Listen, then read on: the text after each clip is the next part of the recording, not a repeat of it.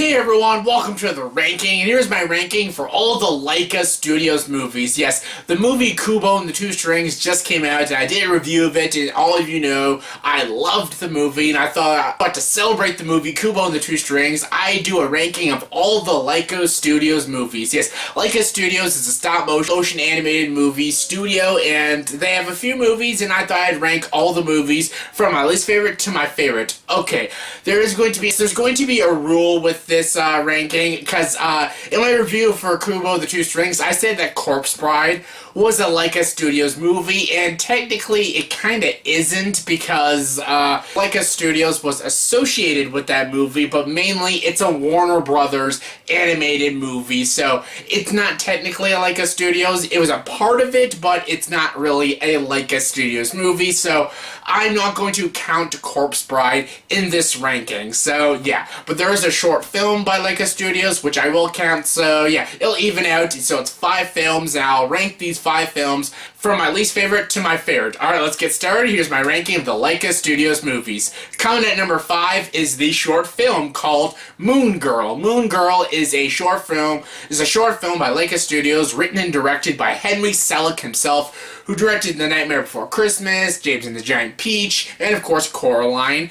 And this is a great short film. It is only 8 or 9 minutes long, and basically it's about a little boy who's fishing, and basically he basically sees a star in the sky, and basically it is a little girl who calls herself the Moon Girl, who lives up in the stars in the sky, and basically she takes the little boy up and basically shows him this world, this magical world up in the sky and stuff, and basically she is looking for an successor to be the next Moon Child, because she's the Moon Girl, she's been up there, and he's going to be the Moon Boy afterwards. So yeah, that's basically the gist of the story. It's, again, an 8 or 9 minute movie, and it's a cute little animated short film. The only problem I have with the movie is that it's not stop motion animated movie, it's a CGI movie, and it's a very cheap looking CGI movie, but it's still Henry Selick, it's still got heart, it's still cute, and it's still an enjoyable watch for an 8 or 9 minute movie. So yeah, it's a good short film, and it's my 5th favorite Laika Studios movie. Coming number 4 is the Boxtrolls. Yes, the Boxtrolls, a very good movie, very good stop-motion animated movie. I think this movie was put a little high on a pedestal because the previous Laika Studios movies were so good, so I think people were disappointed with this movie when it came out. I really wasn't.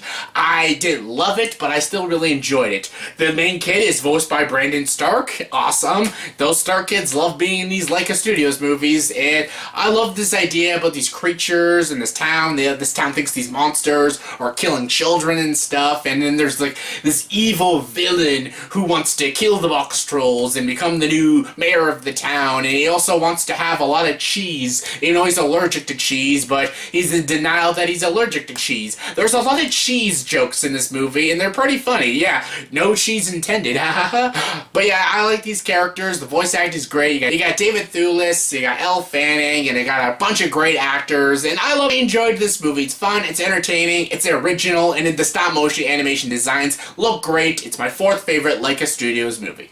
Coming number 3 is Coraline. Yes, this is the movie written and directed by Henry Selick. This is great. It's not better than Nightmare Before Christmas, but it's way better than James and the Giant Peach. I think that movie's a tad overrated. I really enjoy Coraline. I love how adult it is, but it's also a great movie for kids, because it'll scare the shit out of them, but it's also got a lot of great imagery that adults will appreciate, the designs, the atmosphere that the adults will appreciate, but the kids will love the characters, and they'll love getting scared by this movie, because this movie will scare the shit out of children. I love this movie. I love the characters. I love the character Coraline. I love the villain of this movie, the Beldome. What a great villain. One of the best animated villains, stop-motion animated villains ever. The Beldome's such a great villain. She steals children's souls. That's all I gotta know about her. And I love the concept, the idea, the premise of this movie. It's great. I love the score. I love the story. I love the writing. Everything about Coraline just works. It's a great movie to watch during the Halloween season, and it's just an amazing, beautiful looking stop-motion animated movie. And of course, Dakota Fanning plays Coraline, and she's great as usual. Cut number 2 is the movie Kubo and the Two Strings. Yes, I'll leave a link down below. I did a whole 10-minute review of this movie and how much I just adored it. And I did. I love this movie. You got Rickon Stark playing Kubo, and you got Matthew McConaughey, you got Charlize Theron, George Takei, Ray Fiennes, Rooney Mara, a lot of great cast members. The stop-motion animations look fantastic. I love it's a story about the samurai, Japanese era. It's so cool. I love the concept, the idea, the designs. These characters are such great characters. There's a lot of great twists and turns, the stories, the ideas, the mythologies. Everything about this movie is just done so beautifully well. I love the ending, the climax of the movie. I love the villain of the movie. Everything about this movie is just done brilliantly. It's my favorite animated movie as of 2016. And my number 1 favorite Laika Studios movie is ParaNorman. Yes, ParaNorman and Kubo and the Two Strings are like my 2 favorites. ParaNorman gets the edge because I've just seen this movie more and I just love it. I've seen this movie over 20 times. I love this movie. I love the idea of this movie about this boy who can talk to ghosts. Yes, it's very Sixth Sense like, but it's not though. It's also about this town who's cursed because a long time ago this town killed an innocent girl who was a witch, and she haunts the town. She haunts the town on the anniversary of her death, and basically you have to read this story to her to put her asleep.